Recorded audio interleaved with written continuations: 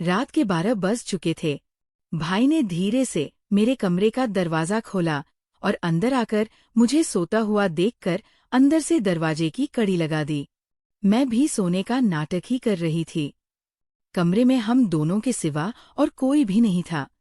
मुझे अच्छे से मालूम था कि मेरा भाई आधी रात को मेरे कमरे में किस लिए आया है। मैं भी बिस्तर पर आंख बंद करके ऐसी पड़ी थी जैसे बहुत ही गहरी नींद में हो। उसके बाद जो भाई मेरे साथ करने वाला था वो मुझे मालूम था, पर मैं भी उसे रोकने की कोशिश नहीं करती थी। क्यों नहीं रोकती थी? इसका जवाब आपको कहानी में आगे मिलेगा। आखिर ये सब कैसे शुरू हुआ और भाई को सबसे ज्यादा मेरे में क्या पसंद था? पूरी कहानी जानने के बाद आपके होश उड़ जाएंगे कि कैसे उसने मुझे सिर्फ अपनी उंगली से हेलो दोस्तों। मेरी उम्र 21 साल थी। मैं सेकंड ईयर की स्टूडेंट थी। उन दिनों गर्मी शुरू हो चुकी थी, इसलिए हमें कॉलेज से छुट्टियां मिल गई थी। रोज की तरह आज भी पूरे घर की सफाई करने के बाद मैं अपने बिस्तर पर आराम कर रही थी। थकावट इतनी ज्यादा थी कि ऐसा लग रहा था जैसे पूरा बदन अकड़ गया हो। मैं अपने बिस्तर पर लेट सुकून पाने की कोशिश कर रही थी और हाथों से अपने सिर की मसाज कर रही थी। तभी मेरी एक साइक्रा आवाज सुनकर मेरा भाई विक्की बंद कमरे में आया और कहने लगा, क्या हुआ दीदी? तबीयत तो ठीक है। मैंने कहा, क्या बताओ भाई? मम्मी सारा काम मेरे सर पर डालकर चली जाती है। कॉलेज की छुट्टियां क्या हुई? सारे घर की जिम्मेदारी मुझ पर आ गई है। ऊपर से मुलाजिम भी छुट्टी पर है। मुझसे नहीं होते ये घर के काम। मेरी बात सुनकर वो मेरे पास बैठ गया और कहने लगा, मेरी प्यारी बहन, कोई बात नहीं, मैं अब भी तुम्हारे लिए दूध लेकर आता हूँ। उसे पियोगी तो सुकून मिलेगा। विक्की की बात सुनकर मैं मुस्कुरा दी और कहा, बस तुम खाना बाहर से ले आना, मैं थोड़ी देर सो जाऊंगी। इसके बाद वो वापस दूध लेकर आया। उसे देखकर मुझे उस पर बहुत प्यार आया।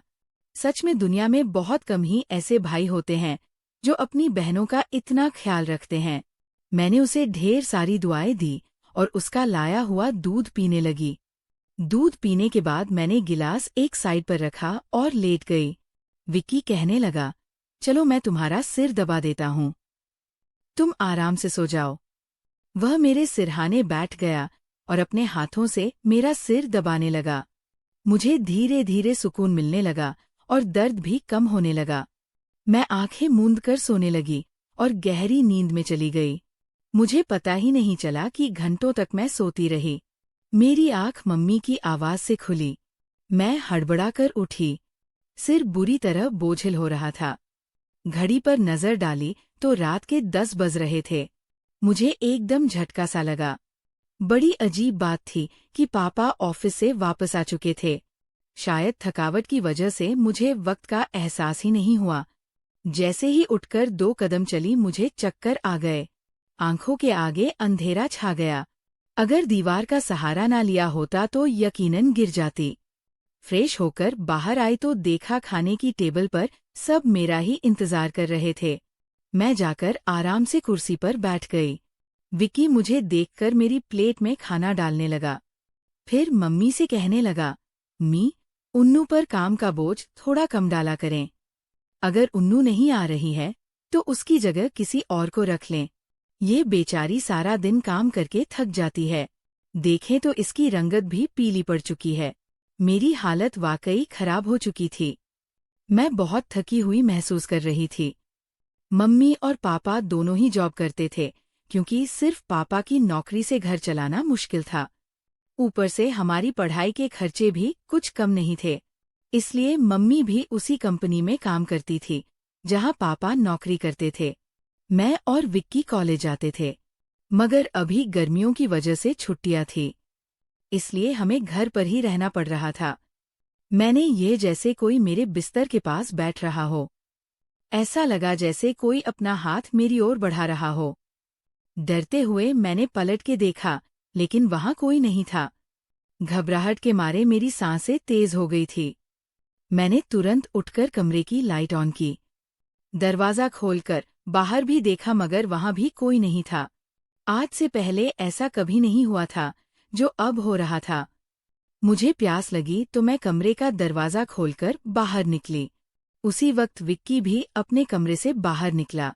मुझे देखकर उसने पूछा, क्या बात है? आप अभी तक जाग रही हैं?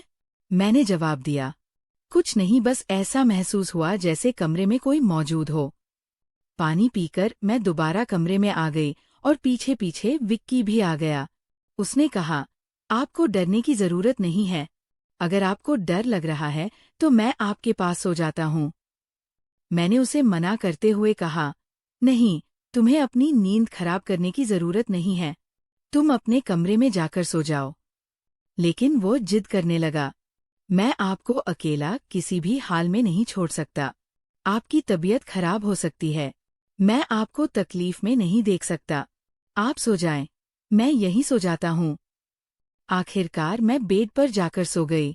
उसने तकिया उठाया और सोफे पर रखकर वहीं सो गया।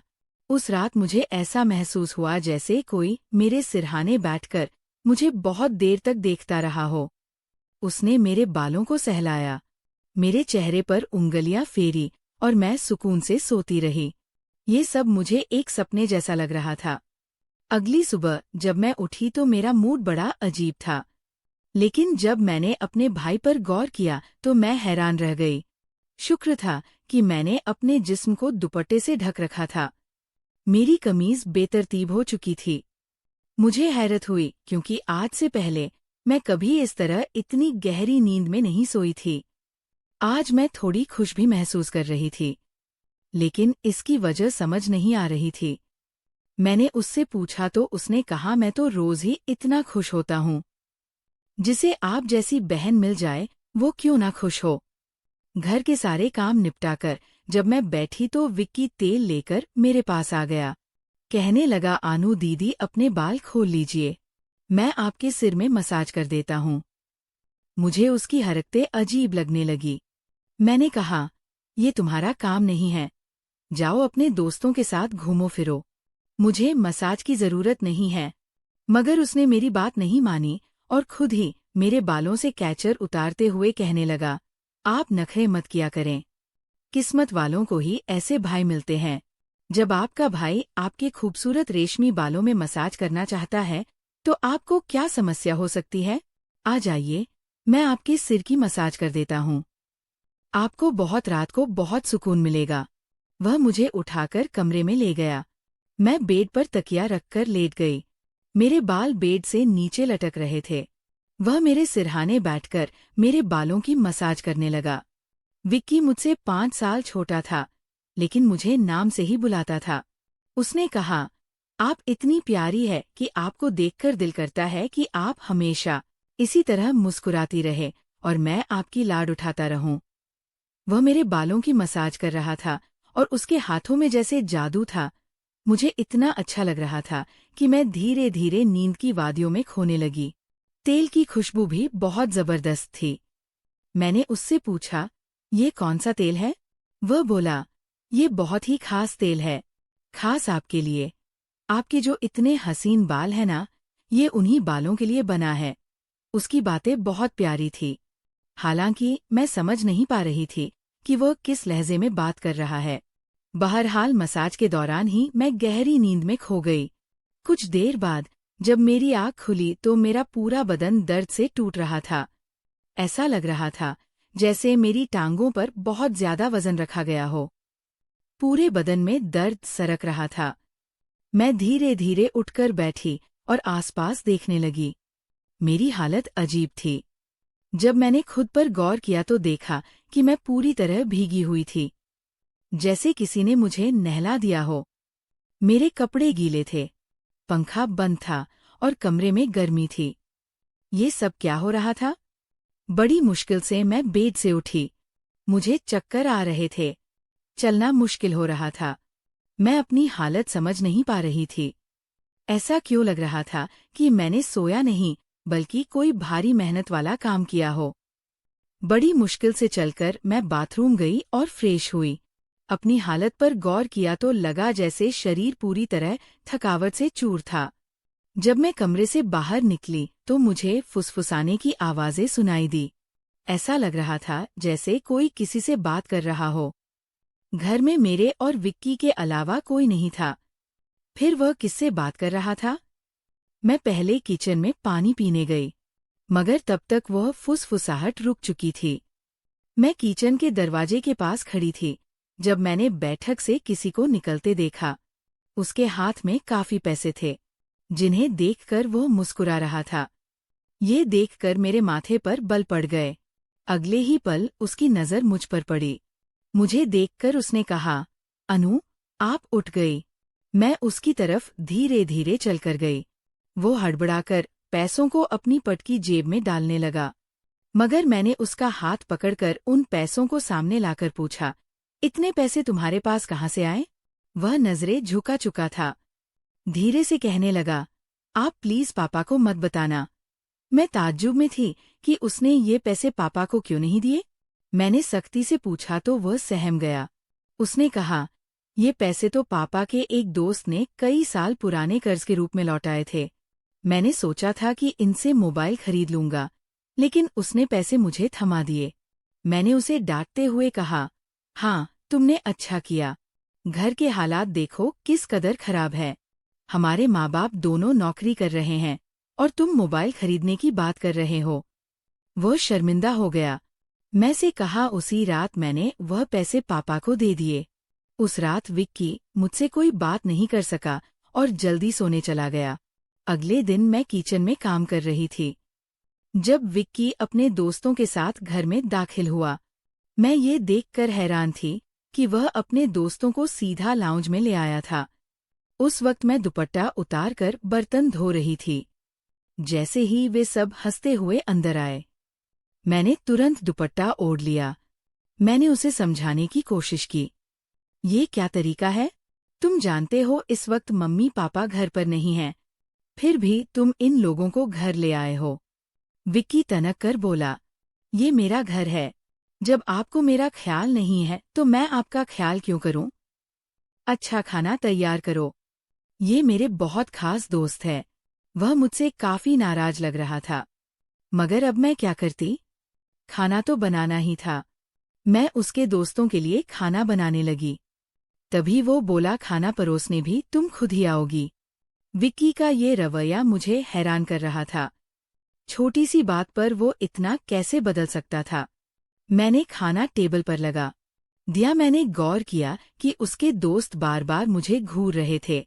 वे सभी विक्की की उम्र से बड़े लग रहे थे और अजीब तरीके से मुझे देख रहे थे, जैसे मुझे निगल ही जाएंगे।